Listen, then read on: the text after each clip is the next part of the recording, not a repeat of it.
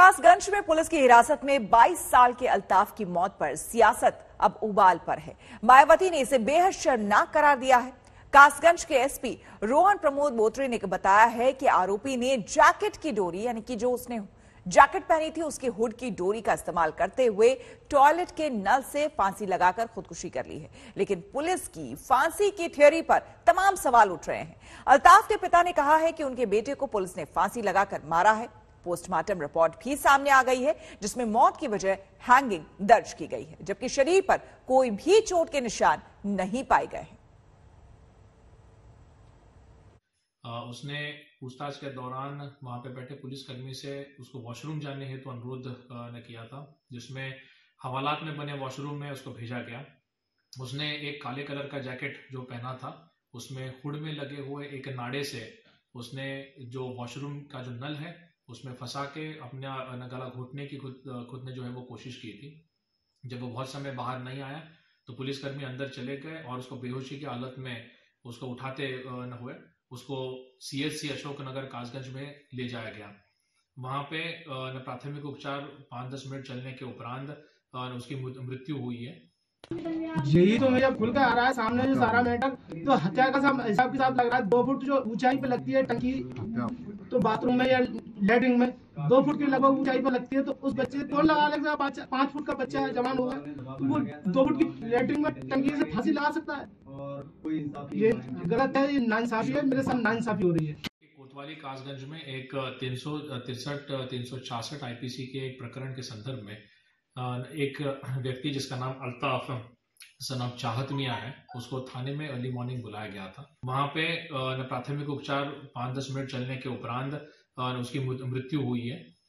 इस प्रकरण में पंचायतनामा भर के पोस्टमार्टम किया जाएगा। साथ ही में इस प्रकरण में जो पुलिसकर्मियों की लापरवाही इसमें है उनके खिलाफ एक सस्पेंशन का आदेश मेरे द्वारा किया गया है। 5 पुलिसकर्मियों को इसमें सस्पेंड किया जाएगा। मैं अनपढ़ आदमी हूँ, मुझे क्या मान क्या लिखा हुआ है उसमें? मुझसे उन्होंने कहा कि अंगूठा लगा दो। मैं अपने बच्चे मरने के बाद में आदमी का दिमाग आज भी संतुलन नहीं है मेरा दिमाग। उन्होंने कहा साइन कर दो, अंगूठा सीओ साहब ने कहा। इस पूरे मामले को लेकर आगरा जोन के एडीजी ने क्या कहा, सुनिए। कासगंज निवासी श्री विनोद भारद्वाज द्वारा अपनी नाबालिग लड़की के अपहरण की सूचना सायंकाल स्थानीय थाने पर दी गई, जिसमें उन्होंने अल्ताफ नामक व्यक्ति को नामजद किया।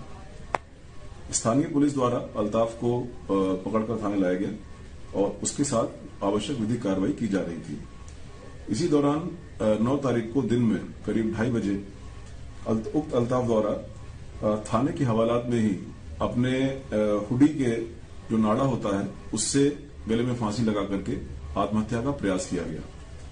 सूचना मिलते ही तत्काल स्थानीय पुलिस उसको हॉस्पिटल में ले गई, जहां करीब 10-15 मिनट वो जीवित रहा और उसके बाद उसकी मृत्यु हो गई। इस दुखद घटना के बाद पुलिस द्वारा और प्रशासन द्वारा मृतक अल्ताफ को उसके मुस्लिम रीति रिवाजों के अनुसार उनके परिवार को सुपुर्द किया गया, जहां पर उसको कल दफना दिया गया है।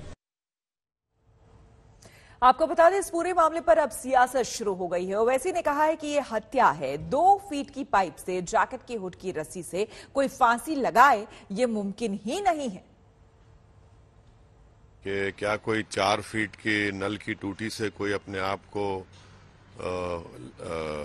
जो उसके कपड़े में जो वो था वो निकाल कर खुदकुशी कर सकता है क्या? कैसे खुदकुशी करेगा? कौन बिलीव करेगा उसको? भाई 4 फीट पर नल की टूटी है और उसके हुड में क्या धागा निकाल कर खुदकुशी कोई कर सकता है क्या?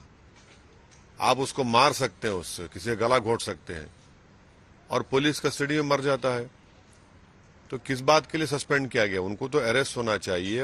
उसको बस लड़के का मर्डर हुआ है पुलिस स्टेशन में, वो उसकी इज्जत इसलिए नहीं की जा रही क्योंकि गरीब है और मुसलमान है।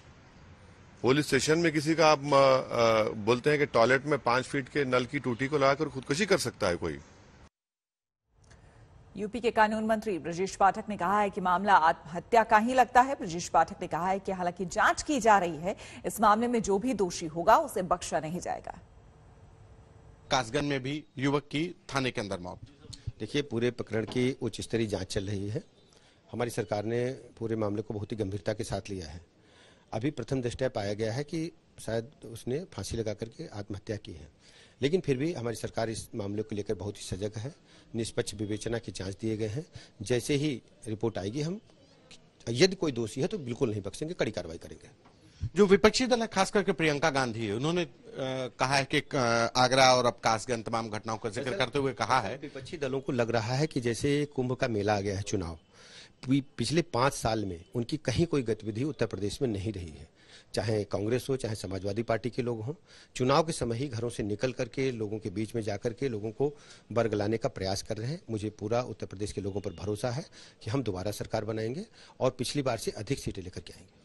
उत्तर प्रदेश में लगातार ऐसी घटनाएं सामने आ ही रही हैं। आगरा में हुई, कासगंज में हुई, ऐसी घटनाओं को कैसे देखते? जो कस्टडी डेथ का मामला है, इस पे अलग से हमारी सरकार ने बैठक बुलाई थी जब ये घटना आगरा में हुई थी, और सभी थानाध्यक्षों को और पुलिस अधीक्षकों को इस बात के कड़े निर्देश दिए गए हैं किसी भी प्रकार से मानवाधिकारों का उल्लंघन न हो।